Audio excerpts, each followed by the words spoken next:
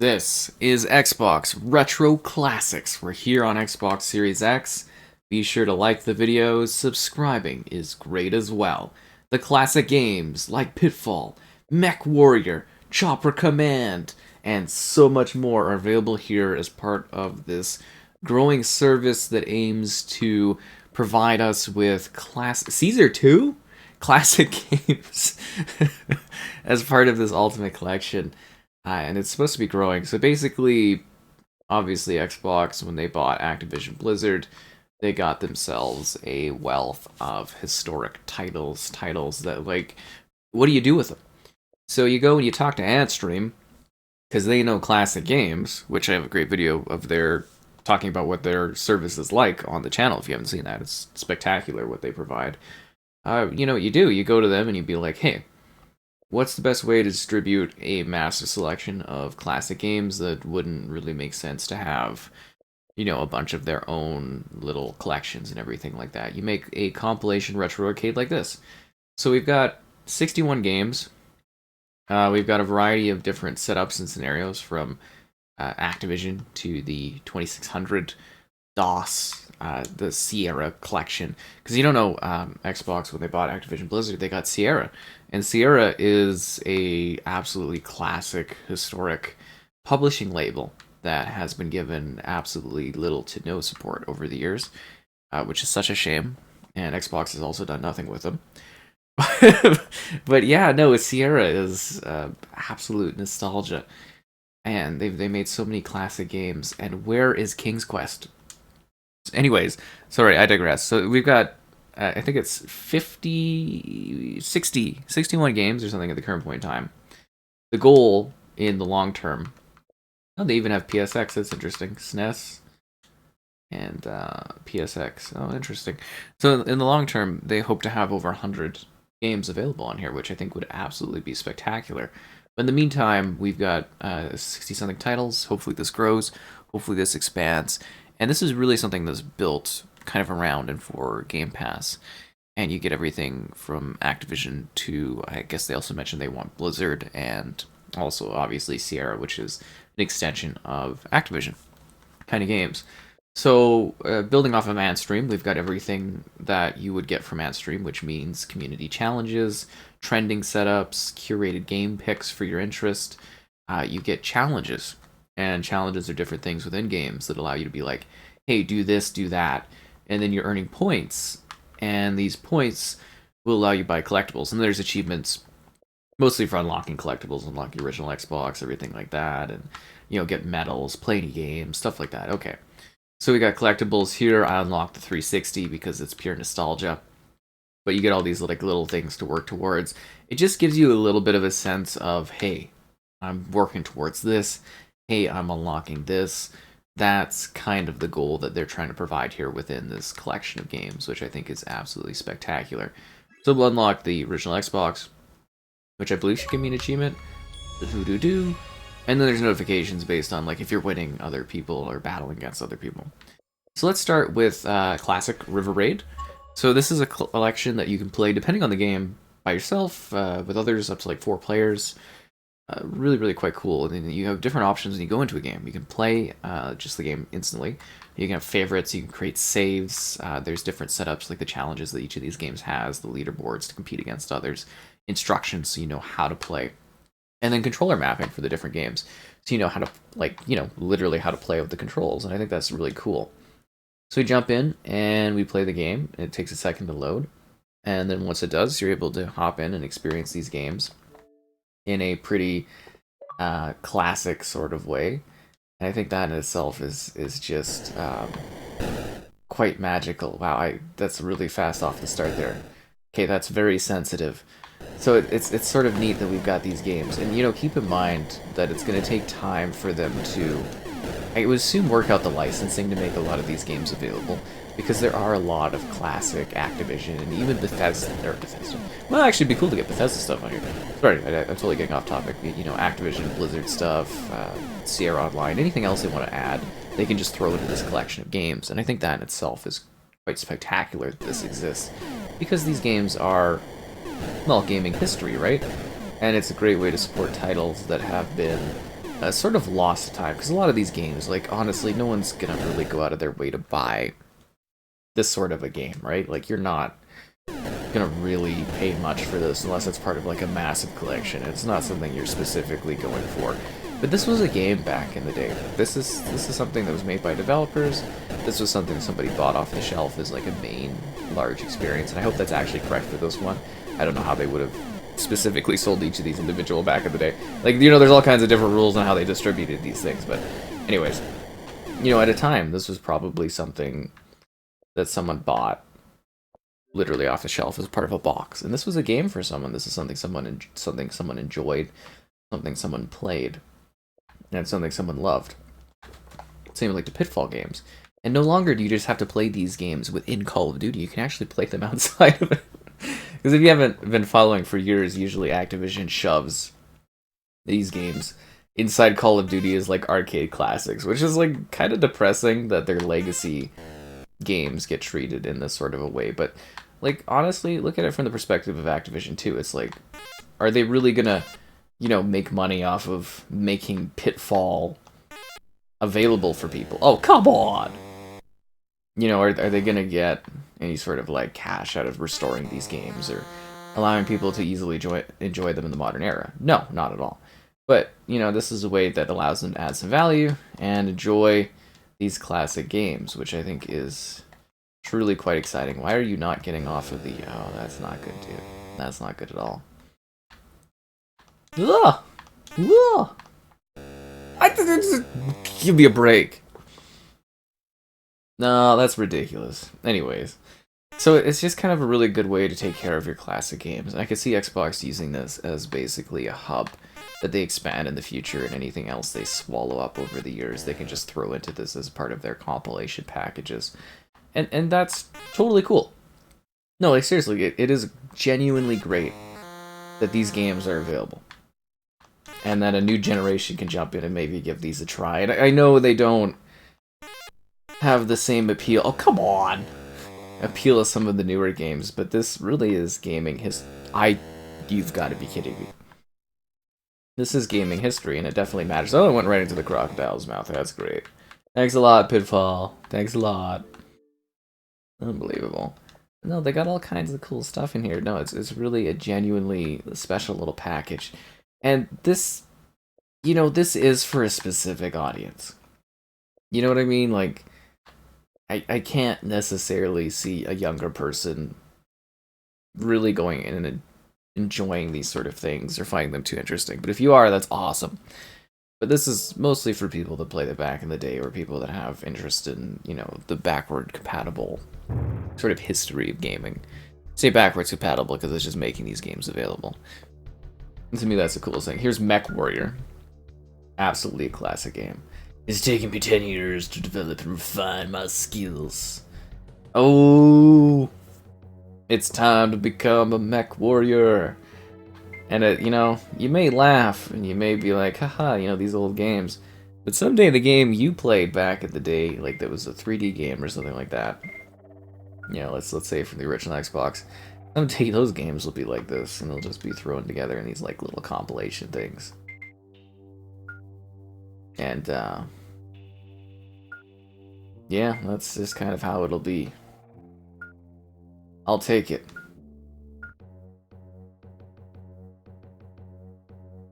Let's eat.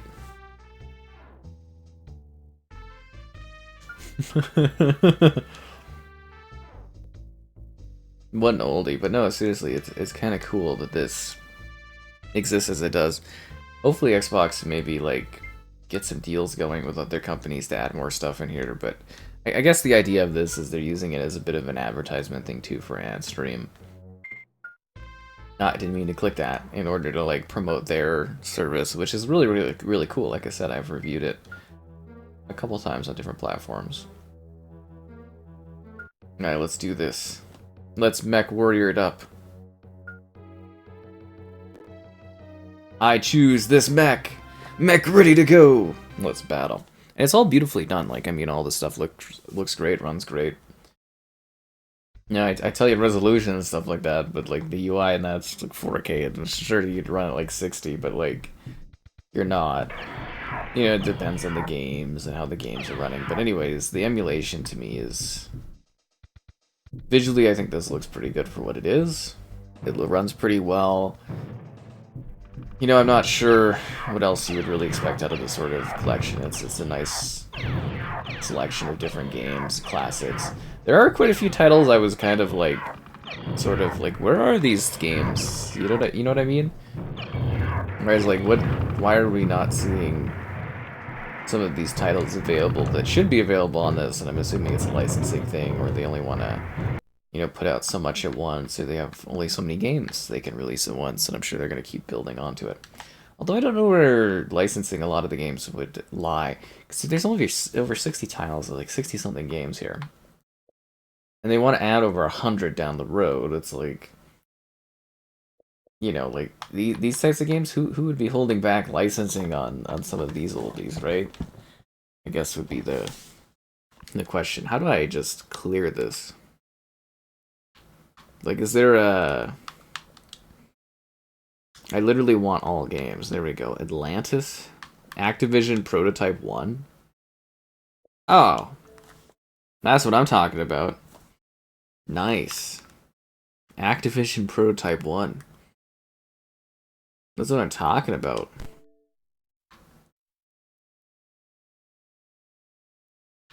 See? Microsoft literally owns all these companies. They've swallowed up the history of so many different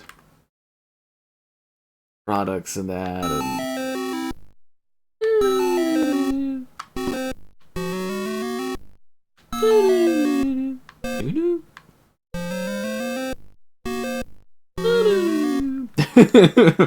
So this is probably too silly for people, but like, you know, gaming had to start somewhere, right? That's what's so cool about these packages, is like, you get to literally see part of the history of how they went from, you know, all of these classic games to basically just making Call of Duty. It's kind of wild that this, you know, these basic events kind of led to that. They got Space Quest? That's crazy. Pressure Cooker. Never even heard of that. Zork? Zork 1, The Great Under Venetian Blinds? What are Venetian Blinds? Oh, wow, so you literally get to open and close blinds. Wow. Thank God that title got saved. I don't know what we do without it. Torrens Passage, Star Voyager. There's still, like, there's quite a few Activision games that I'm kind of wondering, and where is my King's Quest?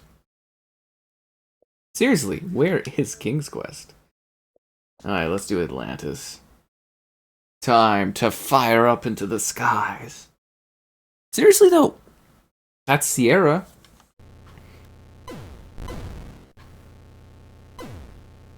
What, did they, like, not get the licensing? I've been theorizing for a while, though, that there's, like, a King's Quest collection somewhere kind of in the works, if that makes sense. Because, like, if you guys have not played King's Quest is such a iconic part of gaming history. Like, King's Quest is absolutely just tremendously important as far as, like, gaming goes. And I know that sounds probably pretty silly to people, but, like, no, King's Quest is absolutely just a spectacular classic. Boxing! Oh, yeah. That's what I'm talking about.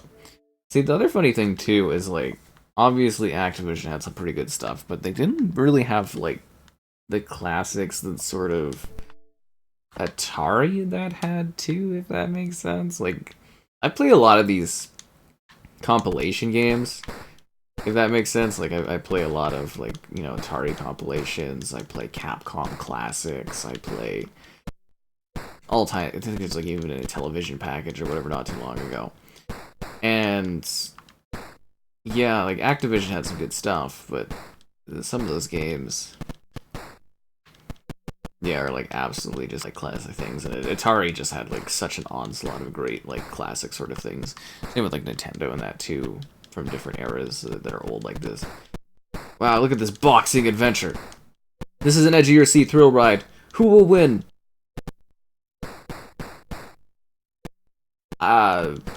Yeah. White boxer or black boxer. Yeah, who will win this brawling beat 'em up?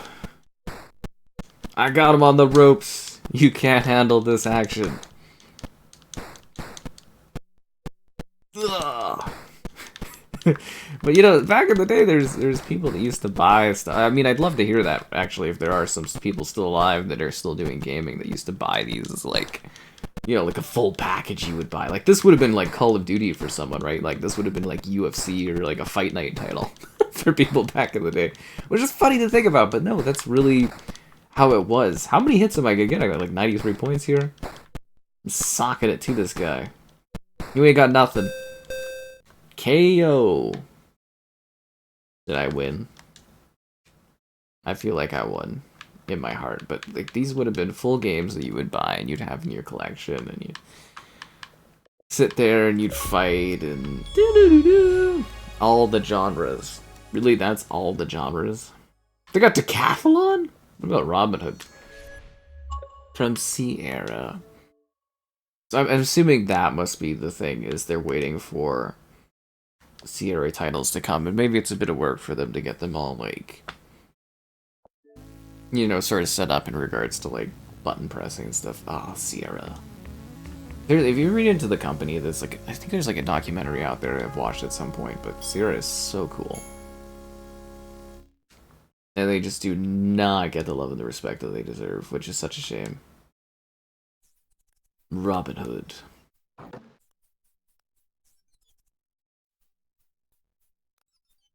I shall start will be my pleasure. Wow, that does not work well on this. Yeah, that is like so overly sensitive. Welcome to Robin Hood. So yeah, Sierra, they made a lot of adventure games, which probably sounds a bit weird, but like, you know, these were big things back in the day that you would play. Hello, my merry squad. But like, they really did some transformative stuff, some really mind-blowing titles that were such a big deal for early gaming, just in terms of narrative and storytelling. And, you know, it sounds dumb, but you really do owe a lot of the games, like the experiences you have today, go back to these and these games. And that's why they matter so much. The Grand Prix, there's some definitely like classic like missing games from this that are from like, these collections. There should be a lot more titles. I know they've got like 40 something more to come. We'll have to do like an update video or something at some point, I guess, when they add more. If that's of interest to people. I don't know how, you know, mind-blowing this is to folks that, because it's a very niche thing. I understand that. Like, I know this is a very niche thing, but to me this is such a cool collection of legacy stuff. You know, in the long run, when people aren't aware that Activision used to be its own sort of thing, people will think this is just like the origin to like Forza. Forza 1, guys! Do like a Battlefield where they add the 1 in front of it. It's like, oh, it's not Grand Prix anymore. This is the original Forza. And of course, you know, pausing at any point to make like saves and stuff. And it's all a very clean UI. Everything starts up pretty fast. Yeah, don't really have any sort of issues. We should do Police Quest. Riddle of the Sphinx. There's Quest for Glory. Police Quest is kind of cool. Sorry, there's like 4 billion things. Like honestly, like it's hard to show off a collection of games this large because there's like 60 games, right? Like, how do you even fathomably like give you a taste of everything? It's gonna get really sad when we get compilations like this, but for early games from the 2000s. That's gonna make me feel pretty old. Police Quest. It's time to be a police officer. It's more about letting your mind do a lot of the work, too. If that makes sense, like, it really was, you know, how you interpret things. But anyways, this is a really cool compilation of games. I recommend taking a look at this if you want to play the old ones, but yeah, nice package.